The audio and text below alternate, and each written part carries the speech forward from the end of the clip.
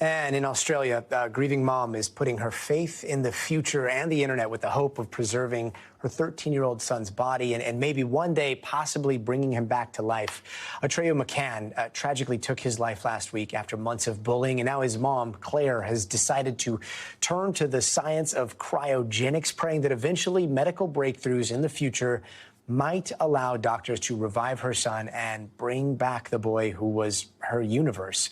And joining us now is Claire McCann. Claire, thank you so much for being with us. Welcome. We are so sorry for your loss. First off, what do you want the world to know about Atreyu?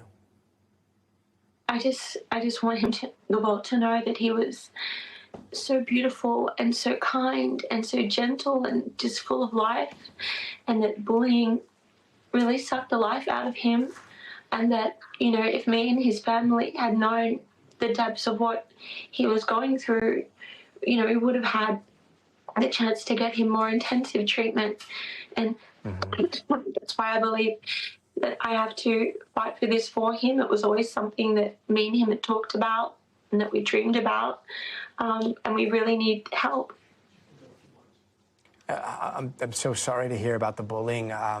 It's just tragedy on tragedy for those on the outside of us that can see like how such intense temporary pain can lead to something so permanent, especially with somebody so young. But do you think that we are really close to a time where science could change the permanence of death? You say you talked to him about that.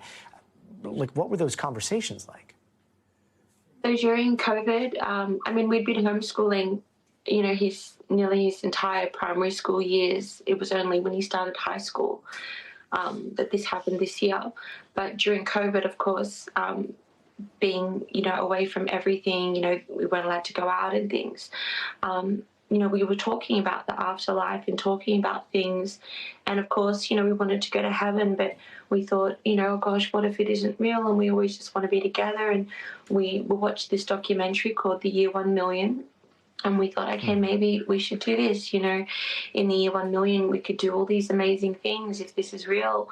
And so we were waiting for this clinic to open in Australia, and it only just opened recently. So I hadn't, you know, gotten the whole life insurance, everything together, and I never could have imagined that I would have been facing his end so soon. But I know that with the advancement of this technology, it really depends on how many people are put into cryogenics preservation.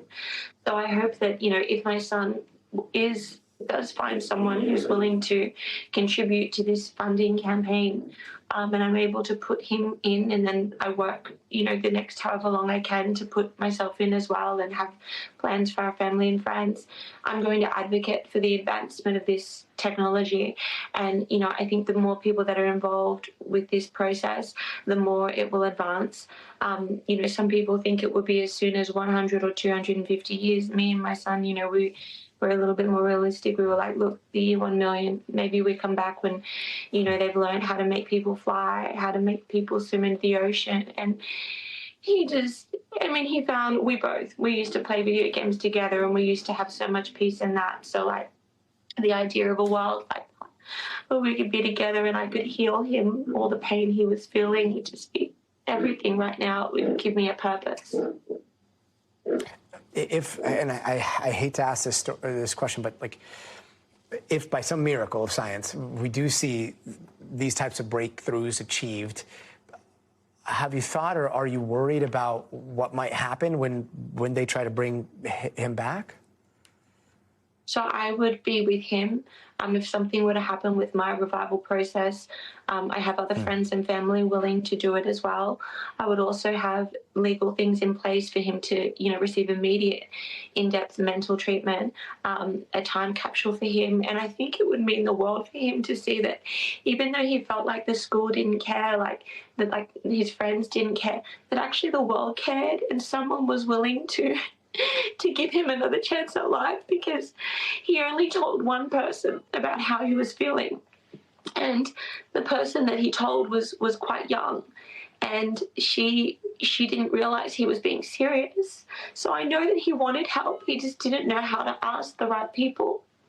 And he really deserves another chance. He was beautiful. he was just like me in the sense that we donated, all our free time to activist work. We never hoarded money. Everything we made, we gave back to the arts and humanities. We believe in humanity. And I just hope there's someone out there listening who believes in science, who believes in, that bullying is wrong and just wants to help us, because we don't have much time left and we're not even halfway through. People have talked about us going to American clinics, but it would be even too expensive just to travel over there. So it needs to be the one in Australia.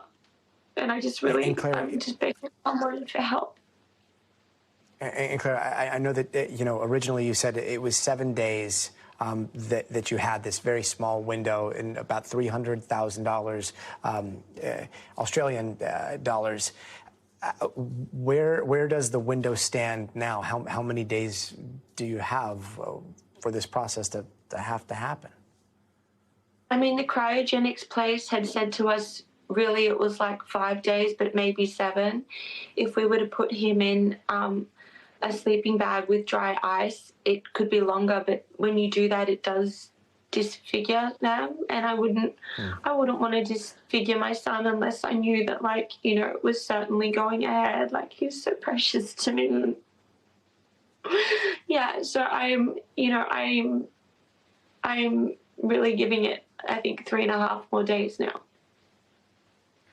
Claire McCann, really appreciate you sharing this story. And no matter how anyone feels about this, there is no love stronger than a mother's love. We really appreciate you taking the time to talk to us. Thank you for helping me get this message out. Thanks for watching. Stay updated about breaking news and top stories on the NBC News app or follow us on social media.